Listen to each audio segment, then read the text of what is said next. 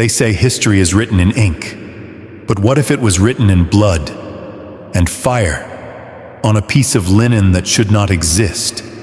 A cloth scorched with the image of a man not painted, not sewn, but somehow seared into the fabric as if by divine radiation.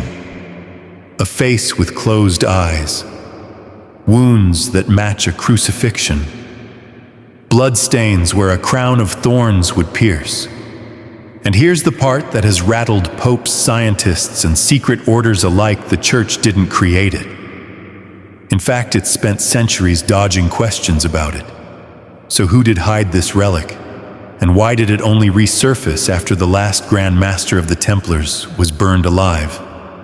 Take a breath, because we're going to slow down now. Let that image settle, the ghostly face on cloth, silent as stone, yet speaking louder than scripture. No origin story, no maker's mark, just a single thread linking Jerusalem to France, to an underground brotherhood that was supposedly wiped from the earth. And somehow this fragile fabric survived empire's heresies and fire. Picture a quiet chapel in rural France. Flickering candlelight casts strange shadows on stone walls. A priest draws back a velvet curtain, revealing a long linen sheet, and a face that was never meant to be seen again. The year is 1357, but the story begins much earlier in hidden rooms beneath Solomon's temple, in the hands of knights sworn to secrets, in the vaults of Constantinople, in the flames of Paris.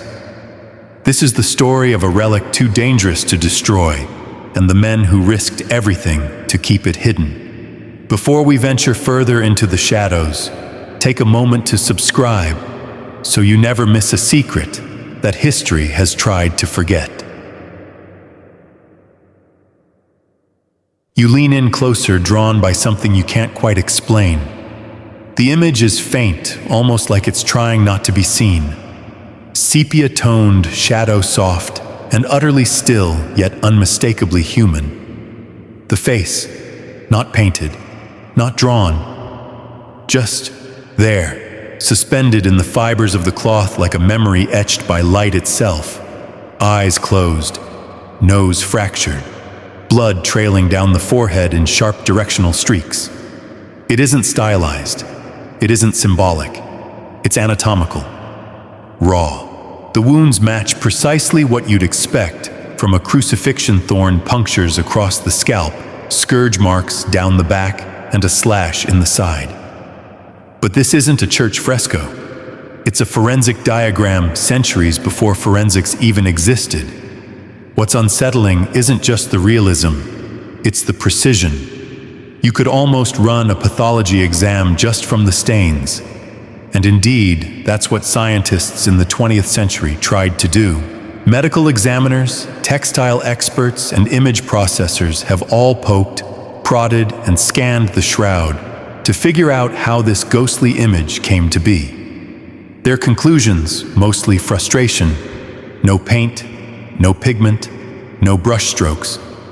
The coloring isn't soaked into the fibers, it's just on the surface and only on the highest points.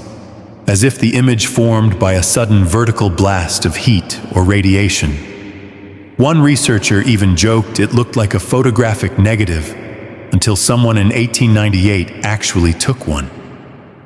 The result: the negative revealed a detailed three-dimensional human face clearer than the visible cloth itself. That was the moment the debate ignited. Is this the face of Christ, or the face of a brilliant forgery? Here's where things get weird. Multiple facial experts have noted the symmetry, the swelling consistent with trauma, the beard style common in first-century Judea. Some even point to the shape of the nose and jawline as aligning with ancient Jewish male skulls, which would be an impressive trick if someone had access to a cadaver from 30 CE and knew how to process light in a way science can barely replicate now. One particular study conducted in the early 2000s showed that the image contains depth information. The darker the mark, the closer that part was to the cloth. When processed by 3D imaging software, the shroud produced a topographical relief of a man's body. Think about that. A 1,000-year-old linen sheet behaving like a holographic print. Artists have tried to recreate this using medieval methods, even scorching linen with hot statues or applying pigments with glass plates, but none have come close. The results are always too deep, too messy, too imprecise. The shroud microscopic inspection shows that even the bloodstains came first. The image appeared after the blood had already dried, which is either miraculous or the most outrageously good hoax in recorded history. Now remember what we just saw in the chapel in Lirey. A priest, a curtain, and a cloth suddenly presented to the public in the 1350s with no stated origin, no trail of ownership, and no church endorsement. But instead of fading into obscurity, the shroud triggered decades of attention, devotion, and eventually, concern. Because if it really was authentic, then where had it been, and who had kept it so well preserved, hidden from bishops, popes, and looters until that exact moment? This is where the trail starts to lead into shadows, into places where relics are kept in stone boxes beneath monastic cells, into whispers about an order with the means, motive, and sacred duty to protect something that could ignite or upend the Christian world. And all of it, remember, starts with this face. Not just any face. A face burned into linen that refuses to be forgotten.